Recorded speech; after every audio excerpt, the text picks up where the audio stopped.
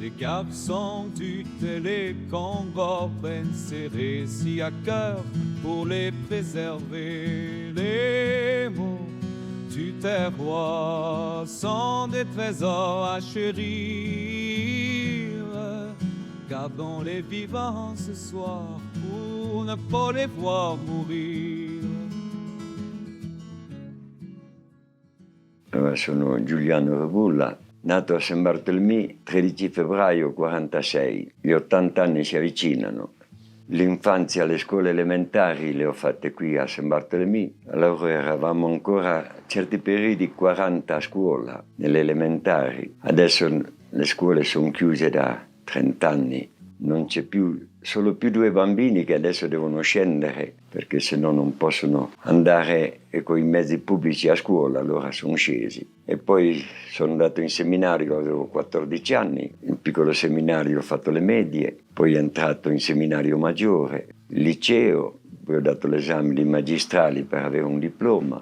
La teologia l'abbiamo fatta 2 anni in Svizzera dai canonici del Gran San Bernardo e poi siamo venuti a Torino aggregati con i religiosi del Piemonte. E poi nel 75 sono stato ordinato sacerdote e subito il vescovo mi ha mandato a Champossy dopo neanche un anno di ordinazione, quando allora c'erano ancora dei viceparroci, e mi ha mandato lassù non perché ero più bravo degli altri, perché lassù nessuno voleva andare. E poi adesso sono quasi 50 anni che sono lassù. Da 20 anni ho anche la parrocchia di Pombosè, quando è mancato il parroco Don Bois di Valgrisanche, e allora adesso ho le 2 parrocchie. Poi ho insegnato anche in questo periodo più o meno per 30 anni nelle scuole pubbliche e a Pont Saint-Martin, insegnante di religione, e anche quello è stato un bel periodo. Forse me ne accorgo adesso che ho finito, ti incontri, perché stare coi giovani ti mantiene anche un po' più giovane. Bene o male allora mandavano a studiare e allora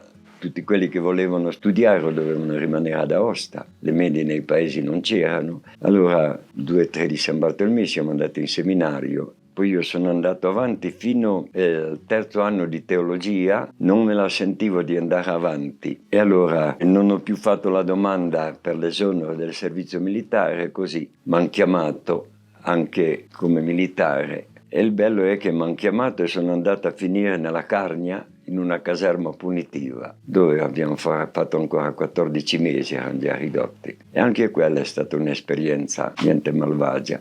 E mi ricordo che ho deciso di farmi prete una sera, quando incominciavano a dividere i plotoni, chi da una parte e chi dall'altra.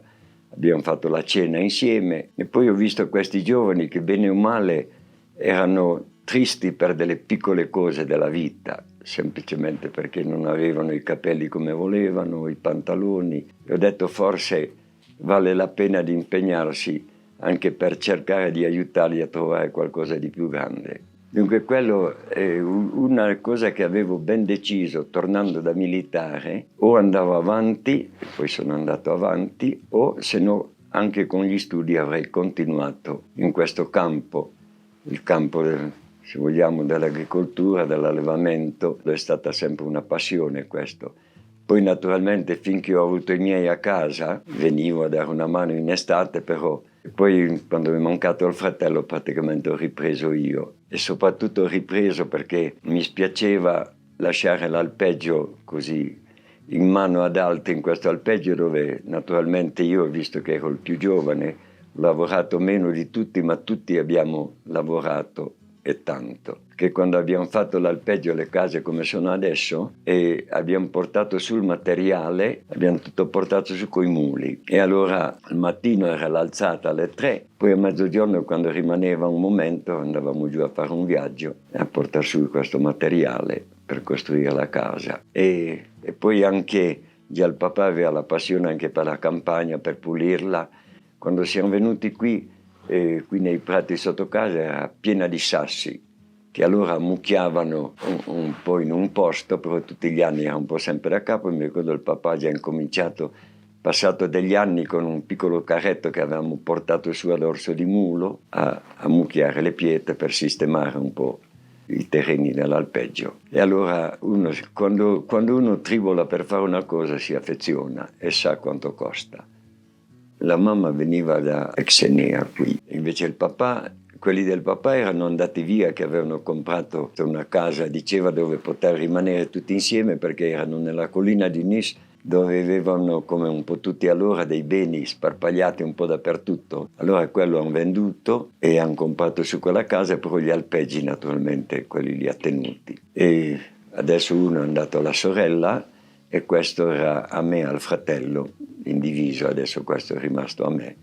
Ed è una bella storia quello di questi alpeggi, perché questi 5 alpeggi erano dei baroni Pecos di Gressoney. C'era una condizione probabilmente che andava bene per chi non aveva soldi, perché dovevano comprare, naturalmente pagare, pagando l'affitto ancora finché non fosse morta la loro mamma. Qui la chiamavano la vecchia. Noi qui in questo alpeggio aveva riservato anche 2 belle camere dall'altra parte dell'alpeggio, che li chiamiamo ancora adesso la camera del barone. Lì noi da voce non potevamo entrare, lì era chiuso, riservato a questa, se in caso avesse voluto venire. E molto probabilmente loro non gli hanno detto che hanno venduto, perché lei tutti gli anni doveva percepire l'affitto.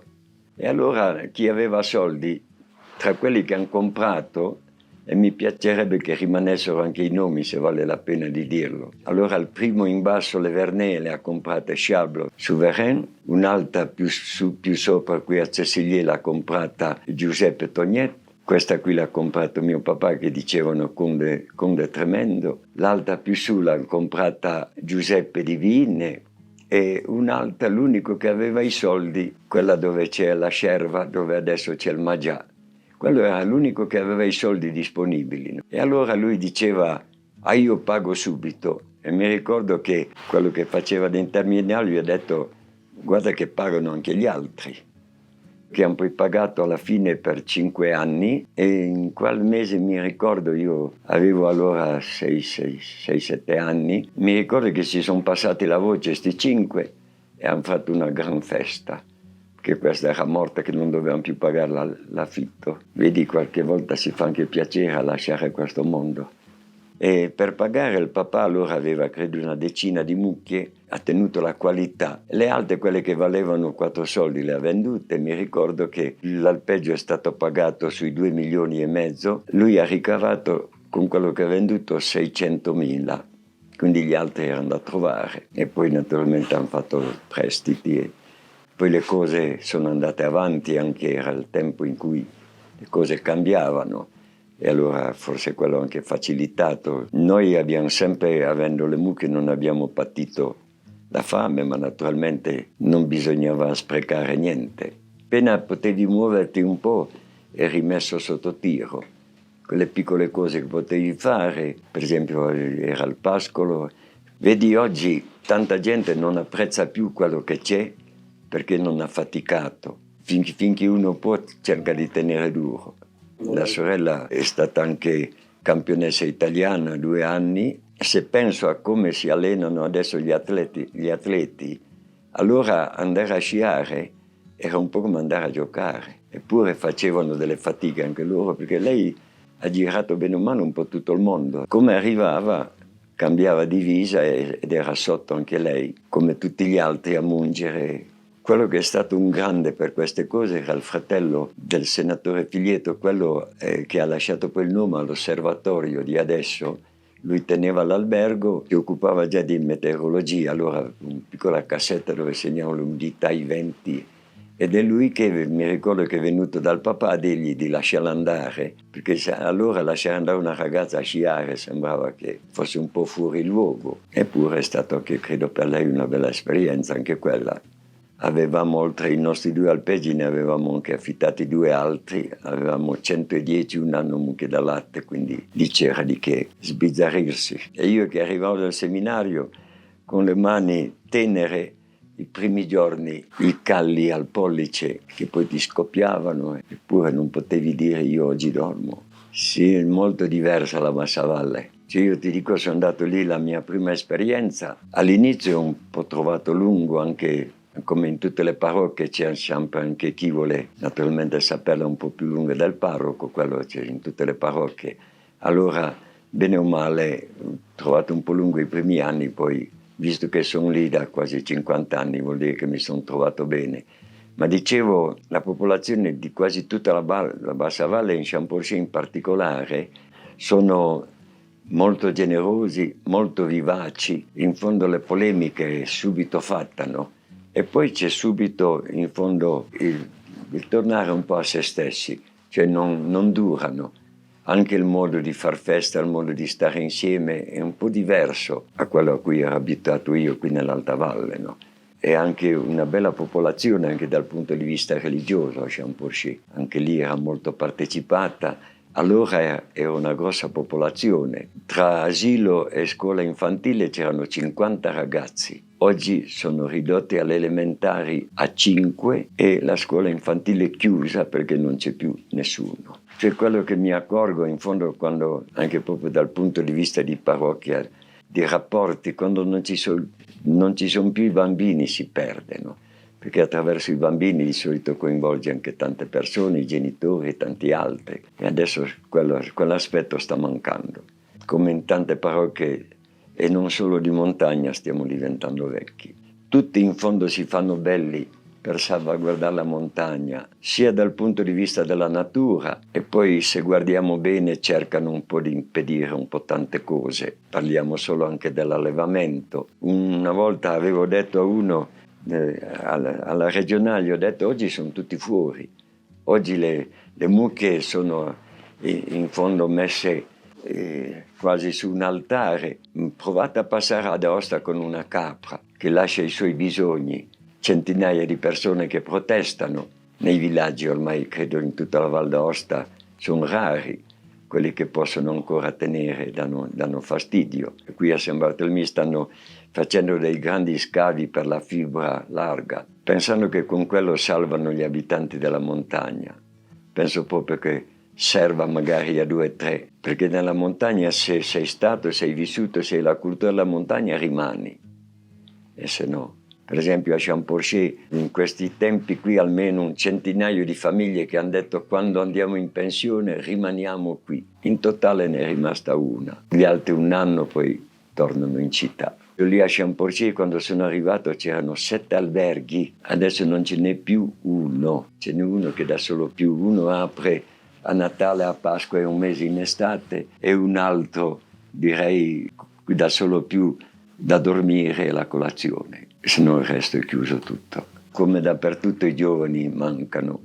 Ci sono ancora un po' le grandi occasioni, se no non li vedi più. Come popolazione dal punto di vista religioso, dicevo, è abbastanza attiva, è bella, però adesso sta mancando dietro, no? I giovani è difficile aggregarli, non solo parlo dal punto di vista della Chiesa, ma anche per le cose sociali, comunali, sono un po' assenti. Lì probabilmente siamo anche noi che non siamo più capaci di fargli vedere anche la bellezza di certe cose. Quella è una cosa che mi è piaciuta, c'è stato un momento, una decina di giovani di lì sono partiti all'estero, perché in fondo sembra sempre che nei paesi non c'è niente, no? Hanno fatto l'esperienza, quelli sono tornati e credo che sono contenti di vivere poi in quegli ambienti, perché bene o male ti accorgi che forse sei meno solo lì che dove c'è la calca della gente e non conosci nessuno. E il patrono, per esempio, quello la dice già abbastanza lunga, al patrono tornano tutti, sarà un giorno, ai santi tornano tutti e poi c'è il santuario del Miserere. Con quel giorno in fondo li vedi ancora partecipare. Una cosa che mi fa sempre piacere quando partiamo al mattino alle 4 del mattino in processione e dalle finestre vedi tutti i vecchietti che salutano dalle finestre. In fondo la nostalgia di quello che è stato un valore forte per loro, la Madonna del Miserere. E lì li trovi ancora. A Pombosè, forse mancando il turismo, hanno ancora tenuto più alti i valori della tradizione, un po' in tutti i campi, sia sociale che religioso. Anche lì hanno dei momenti un po' particolari, loro che hanno tenuto dove altre porte sono spariti, per esempio fanno ancora la benedizione del sale, la benedizione della gola, la benedizione degli animali. È interessante vedere come un po' tutte le famiglie arrivano con il loro sacchetto di sale. Anche quello del sale ha un valore bello perché nella scrittura il sale viene chiamato sale sapienzie, cioè il sale della sapienza. Noi non ci ricordiamo quando ci hanno battezzati, ci ha messo anche un pizzico di sale sulla lingua. E in fondo è un segno, dicevo, di richiamo a quella che è la sapienza di Dio. Poi anche lì c'è un santuario bellissimo che è il Retempio. La partecipazione della popolazione è quasi unanime. Quando noi andavamo a scuola, forse c'erano 3 famiglie in tutto San Bartolomeo che non avevano le mucche. E c'era uno dell'albergo e due poveretti che vivevano così un po' di elemosina. Se no gli altri, chi 2, chi il massimo, arrivavano già allora, qualcuno a 10. Qui la campagna è bella. A Champorcy ho ancora visti tanti di questi piccoli. Adesso sono spariti e di conseguenza, soprattutto un posto come Champorcy e la foresta che prende velocemente piede sta invadendo tutto, non vedi più. I piccoli coltivavano ancora il piccolo prato, i grandi, se non ancora 4-5 grandi, un po' più grandi là che tengono, però in quel piccolo prato non vanno più. E allora i cespugli, gli alberi, l'incolto arriva. Diventasse tutto incolto, per tanta gente sarebbe l'ideale, no? Perché vedi, oggi in fondo la terra fino ai nostri tempi o fino a 50 anni fa era la fonte di vita per l'uomo, serviva all'uomo. Oggi sembra che non debba più servire, solo più essere libera per volpi, lupi, cinghiali. E in fondo l'uomo quasi quasi sembra che rovini tutto. Chiaramente che bisogna stare attenti a quello che fa l'uomo, quei mezzi che ha oggi. Però in fondo l'uomo è quello che fino adesso ci ha consegnato il bel territorio della Val d'Aosta che avevamo e in tutti i paesi. Se tu vedi, quando vengono i turisti non vanno a sedersi dove ci sono i cespugli o l'erba secca, vanno sempre dove c'è bello, no? Dove in fondo altri stanno ancora continuando a coltivare. È tutto gratuito e quasi di tutti. In fondo dove hanno diritto di andare loro a sedersi, di giocare a pallone, di portare i loro cani, è fatto per quello, no? E non pensano in fondo alla fatica che hanno fatto e che continuiamo a fare, perché per tenere, vedi, in pianura è un conto, in montagna, bene o male, dei pezzi facili da coltivare ne trovi pochi, quindi rischia proprio che arrivi il dominio, direi proprio dell'abbandono. Credo che ogni vallata, ogni popolazione abbia un po' anche i suoi discorsi, le sue priorità, e allora bene o male le prendi anche te. Come ti affezioni alla gente, bene o male vai dietro a quello che sono i loro interessi, quelle che sono le loro speranze, quelle che sono le loro pene anche per queste cose. E in fondo ogni parroco deve abituarsi, adattarsi alla popolazione. E ogni popolazione deve adattarsi anche al parroco, e neanche i parroci non sono tutti uguali e non sono tutti bravi. E così, eppure bisogna cercare di limarsi un po' a vicenda. Direi quasi che è un po' come gli sposi, quando si va in una parrocchia. Difatti nel Piemonte, mi ricordo sempre quando studiavamo giù, c'erano i vecchietti che dicevano che quel prete l'ha sposata la chiesa di San Martino, cioè ha sposato la chiesa, e quindi vedi questo rapporto bene o male che deve essere di convivenza, che non è sempre facile, ma poi ti arricchisce. E tante cose rischiano di essere perse un po' anche nel campo dei defunti, per esempio il fatto di andare nelle case. Quello per me era una cosa bella, quando qualcuno moriva in casa e la gente andava lì, passava anche la notte nella veglia finché il defunto rimaneva. Adesso ormai sta quasi scomparendo anche quello. Addirittura ho sentito in città qualcuno, se muore in casa lo portano alla camera mortuaria degli ospedali o dei cimiteri, ma non più in casa. In fondo era anche quello un gesto bello, se vogliamo, di un saluto di uno che aveva vissuto nella comunità, e la comunità era lì presente anche in quei momenti. Qualche volta mi viene in mente, passando nei villaggi dove una scuola aveva 40 bambini, un villaggio enorme, che stavano quindi tutto l'inverno lassù. Adesso queste case di Rocando una volta hanno fatto dei processi a non più finire, per un passaggio, per un pezzo, per una casa, e adesso è lì che colla. E adesso è quasi un fastidio averle, perché lo Stato ha pensato bene di recuperare dappertutto dove può qualcosa. Oppure certe famiglie che hanno tanto, hanno ammassato tante cose e poi non vanno più d'accordo. Bisticciano, allora vedi che in fondo perdi la bellezza che le cose dovrebbero darti. Cioè le cose in fondo sono al nostro servizio, per il nostro benessere, per la nostra armonia. Puntiamo solo su queste a rovinarci proprio la nostra fraternità, la nostra amicizia. Perché in fondo una ricerca anche di qualcosa in più, forse senti di avere bisogno, che non risolvi tutto, che non sei te, che sei plenipotenziario, che puoi risolvere ogni problema. Ti accorgi anche che devi chiedere, che dipendi anche da qualcun altro, la tua vita, le tue cose. E allora forse non abbiamo più il coraggio, tanto guardiamo troppo in basso, un po' meno in alto. Anche se i tempi che stiamo vivendo dovrebbero già aiutarci a guardare in alto. In fondo guardando anche la nostra situazione generale delle guerre, dove le vediamo dappertutto. E dove anche lì sappiamo soltanto quelle che contano. Tutte le altre, in fondo, tutte le guerre sono sempre sofferenza, perdita di vite, di ragazzi e di tutto. Di tante non ne parliamo più perché non è più l'uomo che conta. L'uomo lo stiamo mettendo via dal centro.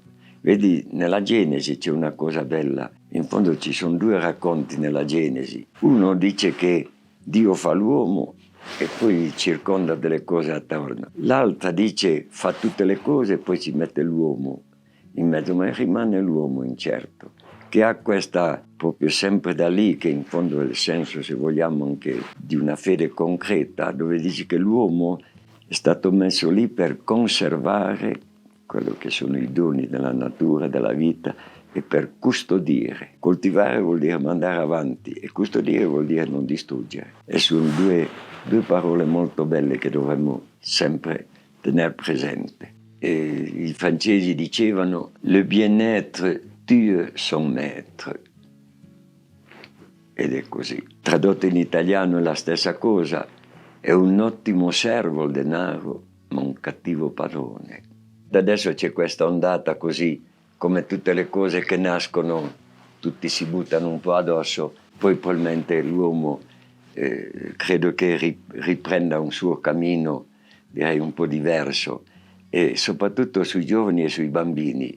Solo che oggi noi che dovremmo essere i maestri, dico noi vecchietti, noi parlando in fondo di chi amministra, noi parlando di chi insegna, probabilmente stiamo perdendo un po' la direzione. Io spero che loro la recuperino.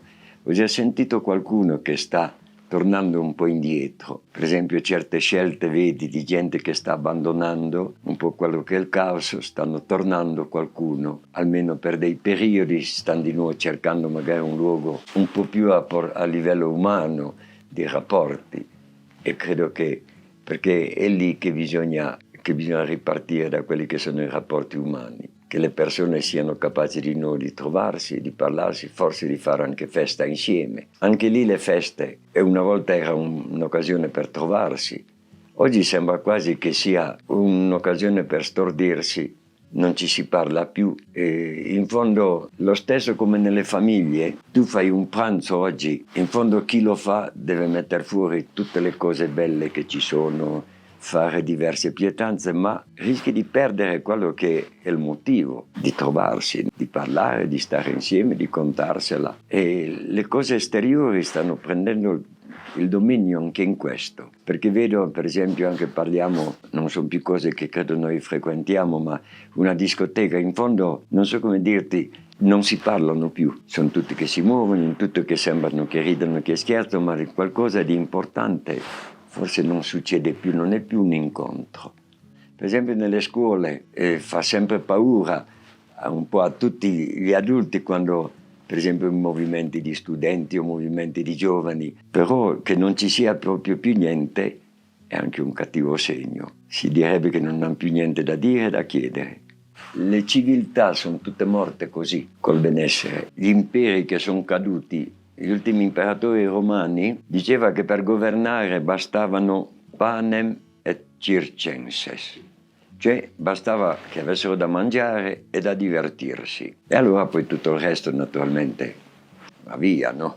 Cioè non hai più la voglia di continuare, di progredire, di fare. E poi volevo ricordare anche quella che è la regola, la vecchia regola di tutti gli istituti religiosi, ora et labora, cioè quelli di clausura avevano in fondo questa regola da osservare tutti i giorni, dove l'ora voleva dire la preghiera, erano tante ore dedicate alla preghiera, lo studio per ricopiare, e poi il lavoro era fatto proprio di lavoro materiale, cioè tutti avevano un'occupazione, chi doveva occuparsi del giardino, chi del pollaio, chi della pulizia. E per esempio io sono andato a trovarli una volta, ce n'era uno che è stato superiore a Lucca della Certosa della Farneta, avevano tutti il tornio in camera, quindi qualcosa di fisico da fare, perché giustamente l'uomo ha bisogno di pensare, deve pensare, ma poi è fatto anche, se vogliamo, per il movimento, per il lavoro, per occupare anche, se vogliamo, quelle che sono le sue energie fisiche. Oggi quelle stanno mancando, di tra poco non leviamo neanche più i piatti. In fondo qualcosa, se vogliamo, che ti occupi anche la testa nel fare cose manuali. Fa bene al corpo, fa bene anche la testa perché ti rilassa.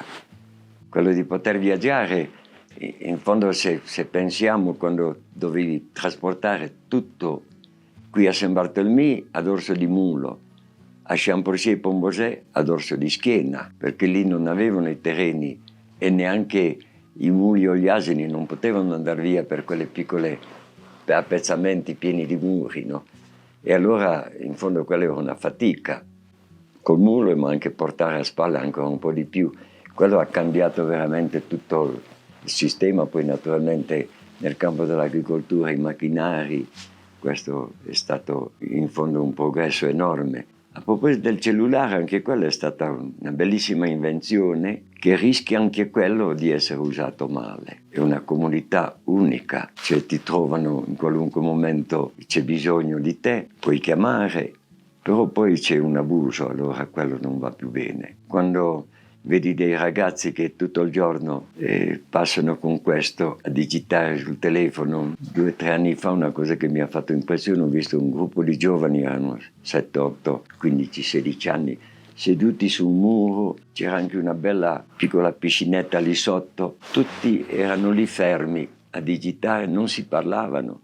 Non uno che ha spinto giù l'altro nell'acqua, dico, ma in fondo siete insieme come avevamo fatto tutti i giovani, ti diverti anche, parli, ridi, nessuno. Quello è, in fondo è un uso cattivo, tutte le cose, le invenzioni sono belle, dicono che anche l'atomica è una cosa bella e poi vedi in fondo i pericoli se la usiamo male. Adesso l'intelligenza artificiale, quello non ho ancora capito niente che uso potrà avere, ma anche quella probabilmente una cosa formidabile, usata male, è un pericolo enorme. E noi, in fondo, dietro a quelli che propongono il servizio dei soldi, siamo veloci ad andare. Les mots du terroir sont des trésors à chérir. Gardons les vivants ce soir pour ne pas les voir mourir.